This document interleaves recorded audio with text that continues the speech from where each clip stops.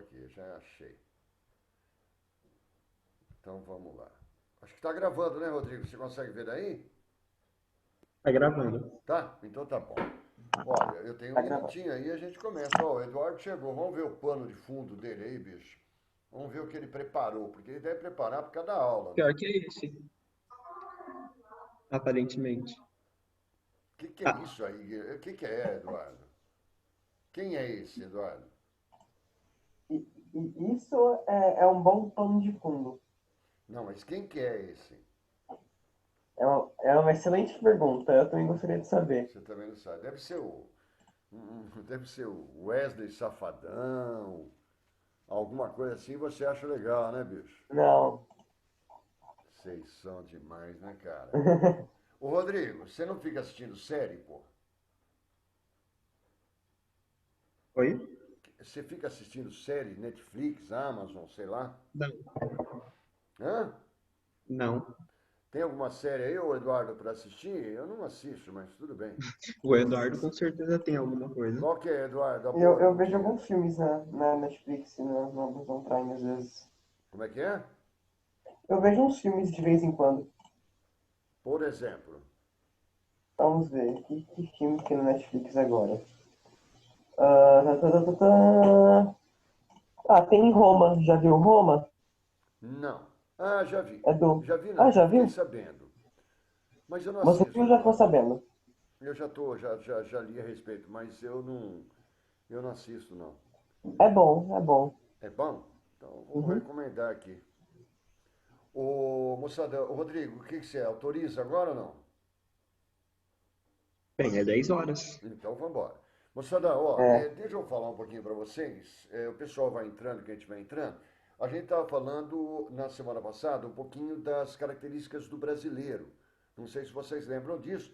E eu fui falando para vocês assim, olha, o brasileiro, ele é imediatista. Quer dizer, até falei para vocês assim, fazer sucesso no Brasil é muito perigoso, né? Porque se o cara fizer sucesso, ele tem que fazer sucesso sempre, senão ele está em decadência. Eu acho que você já ouviu falar, por exemplo, se tem outros exemplos, mas o Cielo, né? O Cielo, aquele nadador, que bateu o recorde mundial dos 50 metros livres e que ganhou a medalha de ouro Brasil, né? Em natação. O Cielo, por exemplo, depois que ele decaiu, que é extremamente normal, ele passou a ser desprezado. Então, esse mediatismo do brasileiro é um tanto quanto perigoso, né? Eu falei para vocês também, aliás, foi o João que falou, que o brasileiro, é que ele ouviu essa palavra muito interessante, o brasileiro seria muito cordial, né? O brasileiro é muito cordial, muito bom, mas o cordial, que a gente está falando, vem do coração, né? Mas uma ideia de que o brasileiro, ele não consegue ser rejeitado, né? Se ele for rejeitado, se levar um fora, ele parece que não suporta isso. Então, ele procura sempre relacionamentos mais próximos, afetivos, ser bom, né, bonzinho, ser agradável, porque a rejeição para o brasileiro, diferentemente de outros povos, provavelmente, ele não aguenta, ele não suporta ser rejeitado, não ser aceito. Por isso que ele sempre tenta ser muito cordial, agir muito coração. Falei para vocês, não sei se vocês lembram, que o brasileiro ele gosta muito de riqueza fácil, né? Aí dá para entender talvez de onde venha isso, né? Os portugueses, os portugueses nos colonizaram, os espanhóis, Península Ibérica, eles têm muito isso, né? Por isso que eles foram pioneiros na expansão marítima, porque esse negócio de ficar trabalhando a vida toda para ver onde vai dar, não é com eles não. Então vamos arriscar a vida rápido, né? Vamos ver o que se vai dar certo ou não vai dar certo. Que é uma coisa que o brasileiro herdou também, né? O brasileiro ele gosta disso. É o país que eu falei para vocês das loterias, né? Aí nós estamos falando, o brasileiro é muito solidário, solidário ele é, né? Quando ele, é, por exemplo, há uma catástrofe natural, ele socorre imediatamente. Vídeo que aconteceu lá em Beirute recentemente, já fomos lá. Tudo bem que é uma questão de relações internacionais, mas o brasileiro, ele é muito solidário, principalmente em catástrofes, né? Talvez porque ele tenha o temor de que isso aconteça com ele também. Eu falei para vocês que ele adora piada, não sei se vocês lembram disso. O brasileiro é piadista, só que o brasileiro, ao mesmo tempo que chora uma catástrofe, em pouco tempo a catástrofe vira piada. O brasileiro é muito criativo, ele é criativo. Talvez a minha tese seja que ele seja muito criativo, porque parece que tudo é meio contra ele, né? Ele tem que se desvencilhar das leis, ele tem que se desvencilhar das dificuldades da vida, então ele cria, ele é muito criativo, é o jeitinho brasileiro, né? Falamos que o brasileiro, ele odeia guerras, ele não gosta de guerra, mas é uma coisa contra... O brasileiro é contraditório, né? Ele odeia guerras, mas se você falar em pena de morte, a maior parte da população, segundo uma pesquisa recente da Folha, é a favor de pena de morte, né? O brasileiro, ele, sei lá, o que mais que nós comentamos, ele concentra, isso é verdade, ele concentra muito poder nas pessoas, principalmente nas pessoas que aparentemente têm dinheiro, mas eu falei assim para vocês, da onde vem tudo isso, né?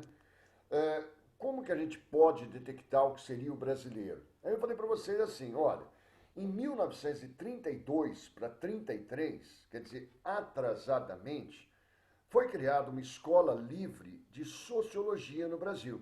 Então, a partir do momento que o Brasil, por força da Primeira Guerra Mundial e com a era Vargas, a partir de 1930, o Brasil, veja bem, moçada, com a Primeira Guerra Mundial, o Brasil, que era basicamente agroexportador, ele teve que partir para a industrialização, né?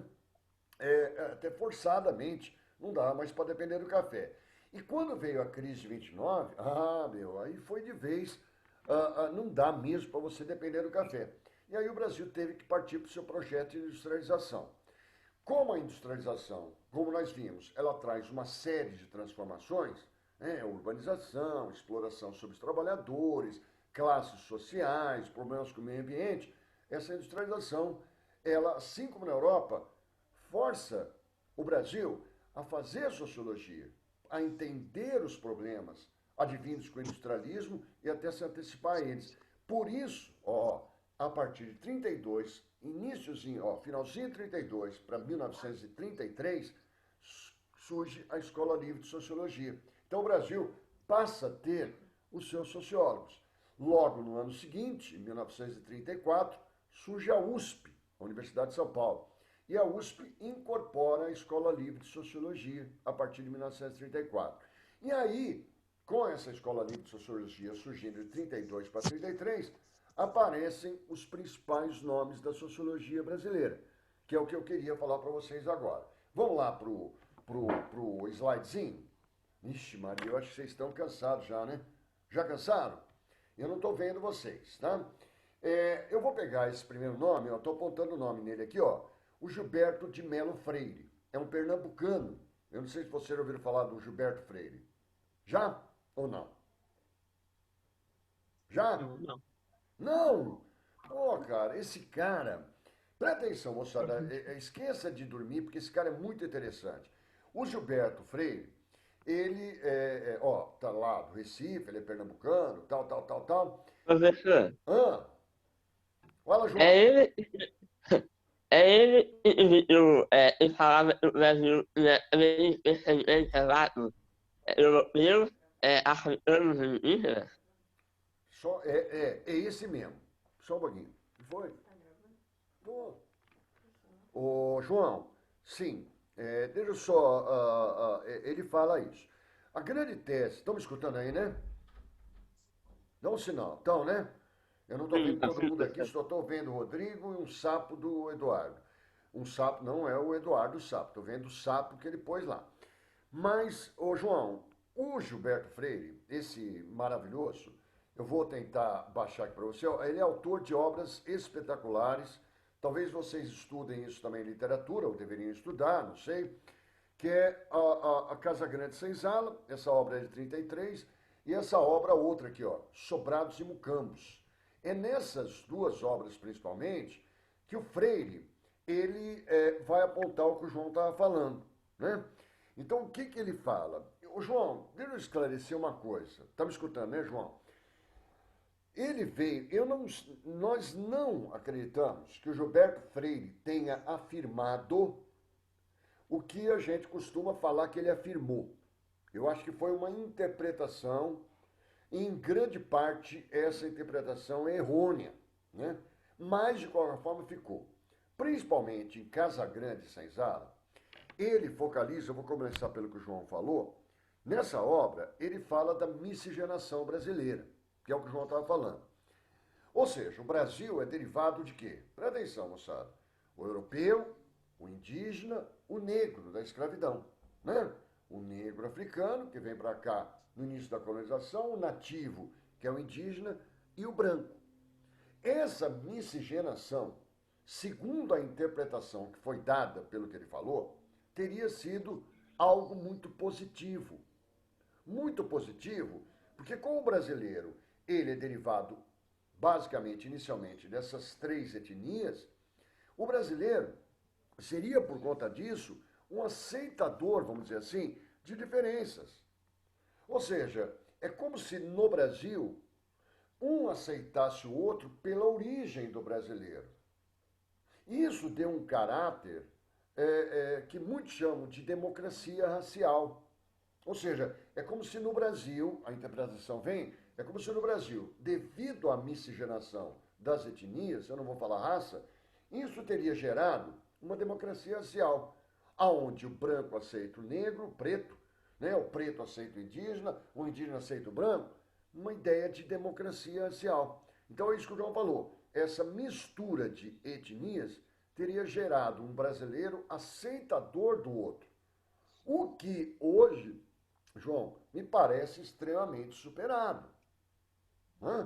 Nós não temos uma democracia racial. Mas ele deu esse caráter positivo, vendo esse lado positivo da miscigenação, gerando aceitação de diferenças. Mas nós sabemos que não é bem assim, né? Mas mais tarde vai vir um outro sociólogo, grande sociólogo do Brasil, chamado Florestan Fernandes, desbaratando isso.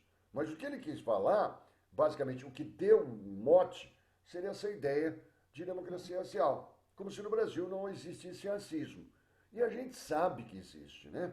Só que o racismo no Brasil é o pior que existe, que é o racismo mascarado. Ou seja, é aquele em que o brasileiro fala, eu não sou racista, mas ele é. E isso é péssimo. Porque se você não admite racismo, você impede que aquele que é colocado como inferior, no caso preto, ele lute por uma condição melhor. Ou seja, aquele que é discriminado, quando ele lança essa ideia de democracia, é perigoso, porque o racismo, ele é camuflado como se ele não existisse. E você tira o poder de luta do discriminado. Não, eu não sou racista. Então, o João colocou uma coisa. Essa obra, Casagrande Senzala, teria dado essa interpretação de que no Brasil não existe racismo pela miscigenação, como algo positivo. Mas ele não fala só isso, né? Vamos lá, eu só antecipei. Ele, como bom pernambucano, ele é um pernambucano. Ele estabeleceu também algumas outras teorias nessas suas obras, né? Falando, por exemplo, que a sociedade patriarcal nordestina começou a se desmontar a partir da decadência, principalmente do ciclo da cana, lá no Nordeste brasileiro. A figura do homem, né, dominante, né, começou a perder espaço a partir do momento que há uma fragilidade maior em relação à economia. Então, o homem que mandava, que figurava, que prevalecia, começa a perder espaço na sociedade nordestina pela decadência do ciclo, principalmente da cana. Ele é pernambucano, o professor de História do Brasil fala que ali você teve maior concentração de engenhos produtores de cana. Outra coisa, estamos escutando ainda, ele fala em lusotropicalismo. É outra posição polêmica dele. Olha que legal. O que seria o lusotropicalismo? Ele falou, e nisso eu concordo, viu? Eu não sei se já ouviram falar, que os portugueses foram os mais interessantes colonizadores e que, graças a Deus, foram os portugueses a nos colonizarem. Porque os portugueses, eles teriam se adaptado tanto, ou então, teriam gostado tanto do Brasil, que não exploraram o Brasil com a mesma velocidade que outros povos pudessem fazê-lo. Ele quer dizer o seguinte: se o Brasil tivesse sido colonizado pelos ingleses, talvez a devastação e a exploração sobre o Brasil fosse maior. Se fosse pelos franceses, se fosse pelos ingleses, mas graças a Deus teria sido pelos portugueses, os lusos, né? Que teriam se adaptado muito bem aqui ao Brasil e, portanto, eles não sugaram tanto. E, de certa forma, isso não estaria errado, né? Eu fico imaginando, se for, muita gente fala assim, se o Brasil fosse colonizado pelos ingleses, seria melhor. O que os caras fizeram na África, moçada? O que eles fizeram na Oceania? O que eles fizeram com as colônias deles? A mesma coisa a França, até a Holanda. Mas os portugueses, até os espanhóis, os portugueses teriam sido mais tranquilos. Muita coisa restou das nossas riquezas naturais. Olha a floresta amazônica. Então, ele teria, se você for olhar, os portugueses Olha os construíram... 2%. Hã? Mas tem Hã? dados que comprovam isso Não, que não foi tão ruim? não tem dados. Porque só Não. tem tipo uns 2% da Mata Atlântica, pau-brasil quase foi em extinção, retiraram todo o ouro. Ixi, o que eu fiz aqui? Eu não sei. O que eu fiz? Deixa eu voltar. O Ô, quê? Tava Rodrigo. normal. Ixi, o que eu fiz? Tava normal. Mas eu que mexi aqui. Deixa eu voltar. Isso que você falou é muito interessante. Muito interessante, Rodrigo. Os portugueses, você falou assim, quando os caras chegam, Rodrigo, hoje nós não temos quase Mata Atlântica, né? A Mata Atlântica que pegava lá, principalmente de São Paulo, aqui do Paraná, São Paulo, até o Rio Grande do Norte, olha o que restou da Mata Atlântica. Aí vem, por isso que a posição dele é polêmica, porque os portugueses, eles teriam feito uma colonização preguiçosa, vamos dizer assim. Você pode observar que a colonização do Brasil se deu basicamente, Rodrigo, no litoral. Ali você devastou. A Mata Atlântica, que é basicamente uma vegetação litorânea, ela foi para o saco. Os portugueses, eles, e a gente vai comentar sobre isso, eles não penetraram tanto no interior do Brasil. Talvez por preguiça. Você pode observar, Rodrigo, que por isso que é polêmica ele está falando. Os portugueses não foram para o interior, talvez porque é muito vasto esse interior, mas talvez por uma certa preguiça. O que eles chegaram basicamente ali foi na região de Minas Gerais, um pouquinho do Mato Grosso, mas eles não foram lá para a Amazônia, a não ser lá na busca de droga do sertão, que era extrativo, mas aí o professor de História do Brasil. É diferente dos espanhóis, que penetraram nas suas colônias na América Espanhola profundamente. Observe, Rodrigo, onde estão as grandes cidades do Brasil. É fruto da nossa colonização portuguesa de uma certa preguiça. Talvez, por isso que você coloca muito bem, talvez se eles tivessem mais ambição, eles teriam ido e não estaria tanto floresta amazônica. Agora, olha as capitais do Brasil. Se eu pegar Porto Alegre, desculpa, eu acho que você vai entender. Porto Alegre, a poucos quilômetros você está no litoral. É litoral. Se você pegar Florianópolis, é litoral. Se você pegar Curitiba, desculpa, é praticamente litoral. Você está 80 quilômetros. Se você pegar São Paulo, você consegue ver do ponto mais alto de São Paulo a praia. É litoral. Rio de Janeiro é litoral. Vitória do Espírito Santo é litoral. Salvador é litoral. E eu poderia ir para o Recife, que é litoral. Enfim, observe. Então, por isso que é polêmico, Rodrigo. Mas aonde os portugueses, por isso que é polêmico, porque aonde eles penetraram, eles sugaram, como se disse a Mata Atlântica. Mas talvez eles não tivessem tido pernas para o interior. Senão teriam explorado também, como eles exploraram, por exemplo, o ouro na região mineradora. Então, por isso que é polêmica. Então você tem toda a razão em discutir isso. Por isso que, posição polêmica. Aí ele falou da miscigenação, a miscigenação de João, e defendeu ainda que se você estudasse mais sociologia, mais antropologia, nós conseguiríamos entender um pouquinho mais o Brasil, né?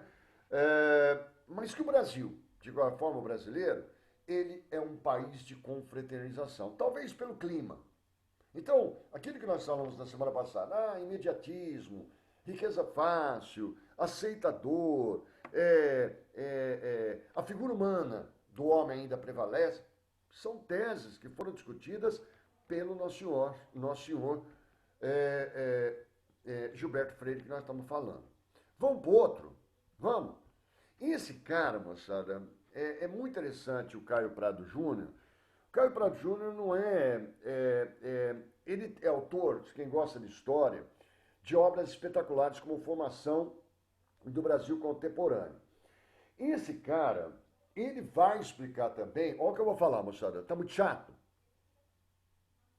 Não, ele vai explicar. Veja bem, esses autores dessa Escola Livre de Sociologia são autores que sempre vão buscar na história brasileira a explicação para o Brasil. O Caio Prado Júnior, olha aí, Rodrigo, ele, por exemplo, é marxista, ó, marxista, e ele fala, deixa eu tentar apontar aqui, que por termos sido uma colônia de exploração, isso justificaria o papel periférico do Brasil na economia mundial hoje. Muito bonito isso, dá para entender, né? Porque você teve colônias de povoamento e colônia de exploração.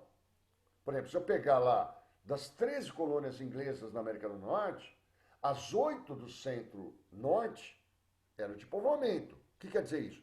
Inglês que veio para as 8 colônias do centro-norte, ingleses vieram ali para morar. Fugindo de questões religiosas, questões políticas da Inglaterra, o cara veio para morar ali, para fazer a sua nova pátria, vamos dizer assim, entre aspas. Os que vieram para o sul, para as colônias do sul, para 5 colônias do sul das 13, eles vieram para sugar, explorar, encher os bolsos e retornar para casa. E o Brasil foi essas colônias de exploração, aonde os portugueses vieram para sugar, enriquecer e retornarem. Então, o Caio Prado Júnior, muito interessantemente, ele fala assim, ó, o Brasil tem um papel, dentro da estrutura capitalista europeia e mundial, é país de periferia. Porque foi foi colônia de exploração. Dá para entender? Então, eles vão explicar lá atrás o que, na verdade, o Brasil representa hoje. Você repara, desculpa, é perigoso falar isso, o Rodrigo está morrendo de sono já, né? É que vai acabar já. É perigoso você falar isso aqui, porque as pessoas entendem mal. Mas quando você vê, por exemplo, o brasileiro adorando o que vem de fora, é uma coisa fantástica. Por exemplo, se eu pegar, por exemplo, o que aconteceu lá nos Estados Unidos recentemente, o Freud morto, asfixiado. Pô, mas, nossa, no Brasil teve até mobilização. Agora, nós tivemos, uma semana depois, uma mulher negra, preta, desculpa, que morreu nas mesmas circunstâncias, asfixiada, com o pé de um soldado no pescoço. Mas nós não valorizamos tanto. Mas que vem de fora, talvez. Percebe? Então, eles dão pistas do porquê o brasileiro é assim. Esse cara, o Sérgio Buarque de Holanda, Sérgio Buarque de Holanda, esse cara é fantástico também. Ele é autor dessa obra, pus um monte aqui, Tá tudo lá no seu material depois. Se você quiser ler também, moçada, é no capítulo 12 do seu livro. Eu anotei aqui, capítulo 12, 13 e 14, que nós estamos discutindo. Só que aqui tem que ser mais rápido. Você tem lá e tem no material de apoio esse texto que eu coloquei lá também para você. Esse nosso Sérgio Buarque de Holanda, pai do Chico Buarque, para quem gosta de literatura, de música, em 1936, ele lançou Raízes do Brasil. Muito legal, vou aumentar aqui, aonde ele fala do patrimonialismo, também deixado pelos portugueses. Você vê sempre na colonização, né? Patrimonialismo. Nós, brasileiros, sempre dando valor para quem possui. Isso explicaria, por exemplo, o coronelismo, que o professor de História do Brasil fala para vocês. A gente concentra poder em quem aparentemente possui, não importa como. Então, o patrimônio pessoal gera uma dependência. Quem não tem precisaria da proteção, que é bem típico do coronelismo, que vigorou principalmente, na República Oligárquica do Brasil, a figura do coronel, você se atrelando a ele para poder sobreviver de forma um pouco mais digna, mas colocando poder na pessoa pelo que ela possui. Né? E ele aí, outra coisa que o João falou, ele aponta a ideia desse homem cordial. Aquilo que nós falamos. Gosta de afetividade, gosta de tratar bem, gosta de contato íntimo, não consegue receber um não, ser rejeitado. A gente procura essa intimidade.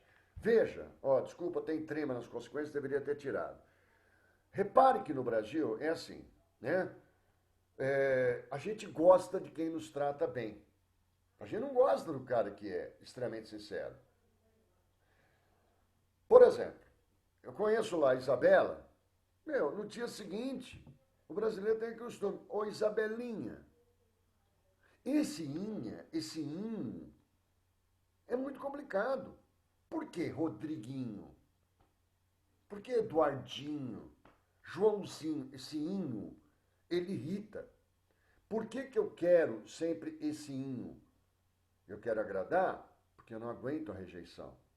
E o problema é que isso traz, segundo ele, relações entre privado e público. Isso é real. Eu concentro poder num político, por exemplo, e ele me aparenta ter um patrimônio, e eu, na verdade, me aproximo dele. E permito a ele que ele, por exemplo, haja ou tenha atos de corrupção, desde que ele me beneficie e me proteja. Então, essa ideia da Ex-Brasil é espetacular. Agora, ele fala o que o João colocou, acho que eu estou enchendo o teu saco. Ele falou, por exemplo, o espanhol que colonizou a América Espanhola seria, segundo ele, olha aí, Rodrigo, olha essa para você. Ele falou o que você falou. O espanhol da América Espanhola, da Bolívia, do Peru, do México, ele seria, segundo o Sérgio Buarque de Holanda, um ladrilhador. Um ladrilhador porque o espanhol, por exemplo, ele foi lá no meio, no interior das colônias. Enquanto que os portugueses, olha aí, Rodrigo, seriam, segundo ele, uns semeadores. Eles restringiram a colonização do Brasil basicamente às áreas litorâneas. Você pode reparar, o brasileiro, segundo o JK, que foi presidente do Brasil, ele continua concentrado no litoral. O JK dizia que o brasileiro está pronto para fugir. Né? Fugir, quer dizer, parece que o mundo está para a Europa. Então, segundo ele, o português seria um ladrilhador. Um semeador. Semeia basicamente a colonização litoral. E o espanhol é um ladrilhador. O homem cordial, esse limite do público e privado, essas relações personalistas, né? Eu me aproximo e admiro quem, na verdade, parece poderoso. Essa seria uma característica do Brasil. Pô, eu acho que eu enchi o teu saco, né? Enchi, né? Enchi, né, Rodrigo? Pô, cara, só tô vendo o Rodrigo. Professor, eu tenho uma pergunta do João Pedro aqui. Essa parte da colonização, foi o Gilberto Freire que falou na colonização do ladrilhador e do semeador. Não, quem falou isso é o Sérgio Buarque de Holanda. Ah, tá. O Sérgio Buarque de Holanda que faz essa comparação, Eduardo. Falando que, na verdade, o espanhol seria o ladrilhador porque ele foi para o interior, ladrilhar o interior.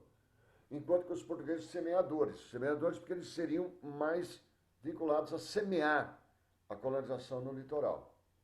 Mas, de qualquer forma, repare, o Sérgio Buarque de Holanda, ele faz Raízes do Brasil em 1936, Gilberto Freire, Casagrande Senzala, em 1933.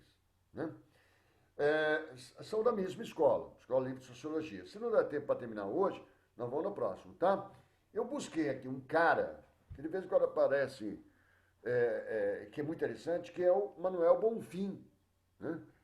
Esse Manuel Bonfim, ele é pouco citado, mas também da década de 30, né? Ele também fala em preconceito racial. Se o Gilberto Freire fala na miscigenação, que o João falou, como algo positivo, né? O Manuel Bonfim, ele fala, não é bem assim. As oportunidades não são as mesmas.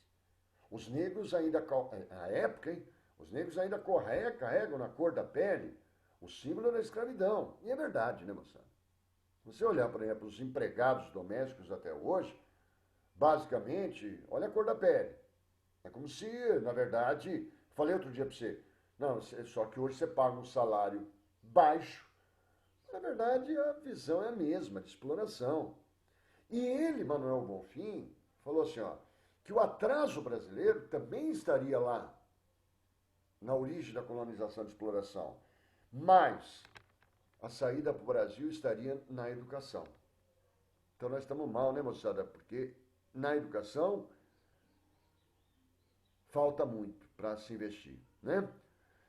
Nós vamos comentar sobre isso depois, mas o atraso seria na educação e também na mudança das mentalidades dos dominadores do Brasil, das elites brasileiras. Porque a elite brasileira, ela também não se assume enquanto elite. Entendeu? Ela bate nas costas dos explorados. E, como não se posiciona claramente, fica difícil para os explorados, na verdade, se manifestarem ou lutarem, né? Eu peguei aqui, mas, por enquanto, pensa só no Gilberto Freire e no Sérgio Buarque de Holanda. Eu busquei aqui um outro, né? Deixa eu apontar aqui, que é o senhor, se eu conseguir, né? Deixa eu apontar aqui, que é o Fernando Azevedo. Esse nome ninguém fala quase. Ah, tá. Fernando Azevedo, também, mineiro e tal. Olha, a cultura brasileira, a principal obra dele, eu escrevi aqui, que o Brasil, você sabe que o Brasil, moçada, ele é um mosaico, né? Sabe o que é mosaico, né? Já viu aquelas... Quando você pega fragmento de rocha, emenda, faz um desenho? O Brasil seria um mosaico. E ele é mesmo. Você olhar, por exemplo, o baiano é muito diferente do rio-grandense, não vou chamar nem de gaúcho. O paulista é muito diferente do paraense. O pernambucano é muito diferente do mato-grossense. Quer dizer, o Brasil, ele é um país extremamente diferente e diverso. E aí ele está falando, né, que a gente deveria reconhecer essas diferenças para nos postarmos como um verdadeiro país. É uma coisa curiosíssima, né? A unidade, ele fala assim, do Brasil, ela se daria quando nós reconhecêssemos as diferenças das várias regiões brasileiras. Puxa vida, ninguém vai perguntar mais nada? E esse Ottaviani, já ouviu falar? Esse Ottaviani, por enquanto, guarde Gilberto Freire e Sérgio Buarque de Holanda. Esse Ottaviani é muito interessante. Ele é da USP, né? Quando veio o golpe militar, em 64, ele foi expulso do Brasil por causa do AI-5 de 68, né? E ele, muito interessantemente, deixa eu ver se eu consigo, ele estudou a realidade brasileira querendo verificar a origem das diferenças de sociedades, das sociedades brasileira e europeia, né? Então ele foi, no estudo dele, ele falou assim, muitos intelectuais tiveram atração pelo Brasil, para estudar o Brasil, né? Mas o interessante nesses estudos é a gente entender como os europeus sempre viram o Brasil, até para que nós possamos contrapor as posições e nos entendermos também. Então, nós só teríamos condições de entendermos uma sociedade brasileira levando em consideração não apenas os estudos europeus, mas os estudos feitos no próprio Brasil. Tudo bem? E aí, poxa vida, o João parou de perguntar, eu me sinto chato. Ô, João, tem como fala, indicadores relativamente precisos para conseguir ver o nível do racismo em algum país? Tem, no Brasil. Rodrigo, por exemplo, no Brasil, a Folha de São Paulo, de 10 em 10 anos, ela mede pelo Instituto Datafolha, que é o Instituto de Pesquisa, o grau de racismo no Brasil. Então, como é que ele faz isso? O último levantamento foi em 2018. Faz isso. Vai buscando as contradições do brasileiro. Então, é perguntar assim, você é racista? Não. Né?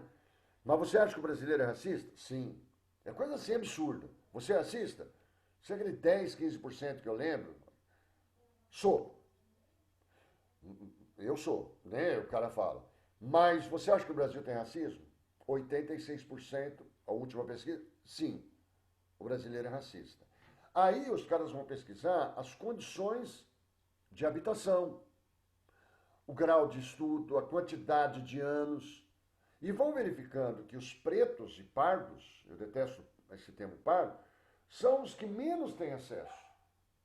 Por isso eu lamento que nós tínhamos, há um tempo atrás, porque nós nunca tivemos, né, como há uns anos atrás, o acesso do preto à universidade como nós tivemos. O acesso a alguns bens que os pretos tiveram e não tem. Basta ver, Rodrigo, agora. Então eles fazem o levantamento através de uma pesquisa muito bem elaborada, com dados do IBGE, com perguntas próprias, vai acabar o meu tempo. E quem está na universidade, quem está estudando, quem está trabalhando, média salarial de preto, branco, pardo, mede-se tudo. E aí você vê o grau de racismo. Essa pandemia vai fazer com que a gente visualize melhor tudo isso. Até porque, se você olhar, as vítimas são basicamente pretos e pobres, que na verdade é a mesma coisa. Então, você tem